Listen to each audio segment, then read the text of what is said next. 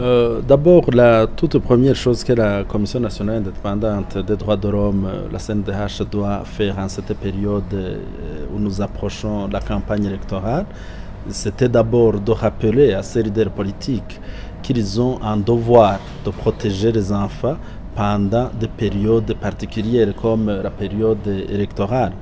Aujourd'hui, nous avons été ensemble avec ces leaders politiques pour nous rappeler nous tous, de notre devoir primordial de protéger les enfants dans cette période électorale. Et nous nous sommes rappelés des dispositions légales contenues dans les instruments nationaux et internationaux de protection des droits de l'enfant qui sont en vigueur ici au Burundi. Et nous sommes également rappelés des responsabilités des uns et des autres. La deuxième étape pour la CNDH sera d'assurer la supervision, de se rassurer si réellement ce qu'on se sera convenu avec ces leaders politiques est réellement respecté sur le terrain. Donc, ce qui veut dire que durant toute la période de campagne, les commissaires de la CNDH, les cadres de la CNDH seront déployés sur le terrain pour superviser le respect des droits de l'homme en général, des droits de l'enfant en particulier, durant cette campagne électorale. Et là, il nous sera très facile de rappeler à ces leaders politiques de leurs engagements, de leurs devoirs vis-à-vis des enfants pendant la période électorale. Certains le font par ignorance, d'autres le font exprès parce que nous avons déjà constaté que certains leaders politiques préfèrent gonfler la foule de leurs membres avec ces enfants parce qu'ils sont ignorants, ils ne savent du tout rien, ils viennent parfois juste pour danser, pour écouter de la musique, pour voir ce qui se passe, et les leaders les laissent dans la foule et les enfants gonflent la foule des militants. Et la personne non avisée croira que ce sont des militants, donc le leader a beaucoup de militants, alors que ce sont des enfants qui devraient être à l'école, qui devraient être à la maison pour s'occuper de petites activités, de petits travaux ménagers à la maison, mais qui sont venus juste pour assister à la musique, pour assister au tambour ou autres activités. Donc là, le devoir de ce leader sera de souligner depuis l'invitation à cette manifestation que les enfants ne sont pas concernés par ce meeting.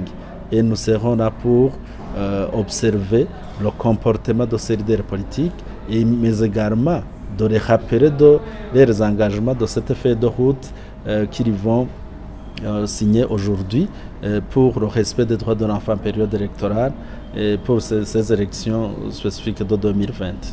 Oui, c'est vrai, parfois les responsables scolaires, ça donne à profiter de leur position en obligeant les enfants à participer au meeting.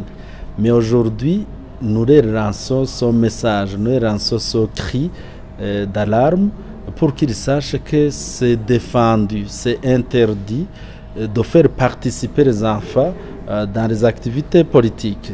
Donc, les enfants de moins de 18 ans. Mais pour les enfants qui ont plus de 18 ans, et la plupart de cette catégorie se trouvent à l'école secondaire, eux, ils ont le plein droit d'assister, de participer à tous ces meetings, à toutes ces manifestations politiques. Mais pour la catégorie des enfants de moins de 18 ans, c'est strictement défendu. L'article 7 du règlement scolaire en vigueur au Burundi précise que l'école est apolitique et laïque. Donc, toute manifestation politique est défendue à l'école. Pour ces enseignants, surtout de l'école primaire, qui profitent de leur position pour envoyer les enfants dans ces meetings, et qu'ils sachent que le code pénal n'est pas muet sur ce sujet. Donc, le code pénal précise que toute personne qui incite ou qui fait participer l'enfant dans des activités à haut risque engage sa responsabilité pénale. Et là, la suite est claire.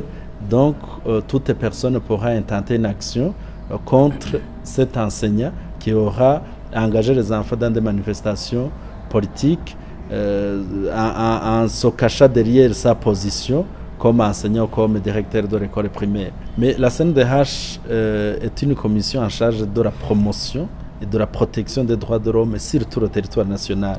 Mais il a également ce devoir, cette mission constitutionnelle de jouer le rôle consultatif vis-à-vis des pouvoirs publics. Notre commission va conseiller.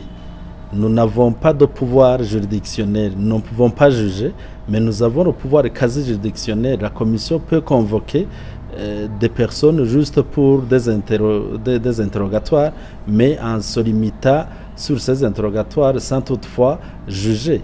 Mais la commission a l'obligation de collaborer avec d'autres instances, notamment les services du ministère de la Justice, et qui ont ce pouvoir juridictionnel de juger les personnes accusées d'avoir exploité les enfants pour des fins politiciennes ou d'avoir engagé les enfants dans des activités à très haut risque. La collaboration avec le ministère de la Justice, la collaboration avec les forces de sécurité, c'est une collaboration obligatoire donc entre la CNDH et ses institutions.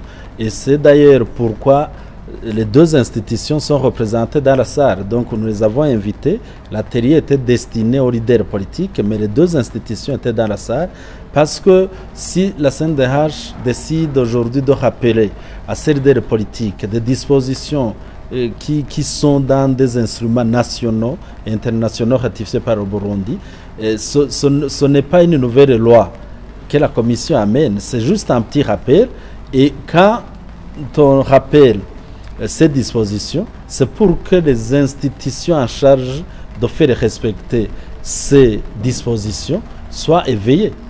Se rappelle que ces dispositions existent. Vous avez bien entendu de la part des participants, ils disaient qu'ils avaient la Constitution, le Code électoral, tous les instruments présentés, qu'ils en ont et qu'ils les ont toujours dans leur mallette, mais qu'ils n'avaient pas eu ce courage de chercher des dispositions spécifiques dans ces instruments qui parlent des enfants. Donc c'est l'objectif de l'atelier d'aujourd'hui. La CNDH a l'obligation de collaborer avec toute autre institution en charge des droits de l'homme pour gérer, pour redresser la situation. Et vous dites que même pour les élections passées, donc il y a toujours eu une manipulation des enfants. Nous sommes tout à fait d'accord avec vous. Il y a eu l'exploitation des enfants, parfois par ignorance ou d'autres qui l'ont fait exprès.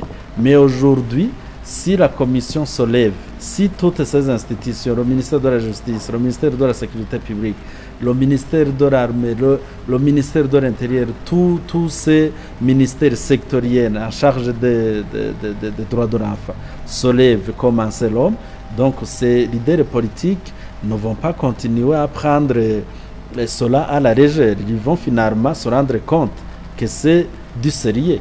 Et souvenez-vous, pour les élections de 1993, donc il n'y avait pas... il y a eu une évolution en termes de protection des enfants pendant la période électorale. Pour les élections de 1993, ce sont les enfants qui faisaient la campagne, qui prenaient le devant. En 2005, il y a eu des enfants qui ont été exploités. En 2010, même. Mais petit à petit, les leaders ont commencé à se rendre compte que le Burundi a ratifié cette convention internationale relative aux droits de l'enfant qui demande aux États, qui demande à toute personne majeure ou toute personne, quelle que soit, de protéger, d'assurer la protection de l'enfant et de privilégier l'intérêt supérieur de l'enfant dans toute activité qu'elle entreprend. En 2015, vous avez vu que les enfants ont été exploités également. Mais nous espérons qu'aujourd'hui, que nous avons tenu cet atelier qui se tient pour la première fois au sujet de la protection des enfants pendant la période électorale, va nous permettre d'avancer, de faire un autre pas, de pousser le bouchon un peu plus loin et finalement d'éviter que les enfants participent même dans des manifestations à caractère politique. Mais cela ne veut pas dire qu'il n'y aura pas 1, 2, 10 enfants, même beaucoup d'enfants, que vous allez voir à partir du 27, parce que le changement, c'est tout un processus. Mais ce processus doit avoir un début.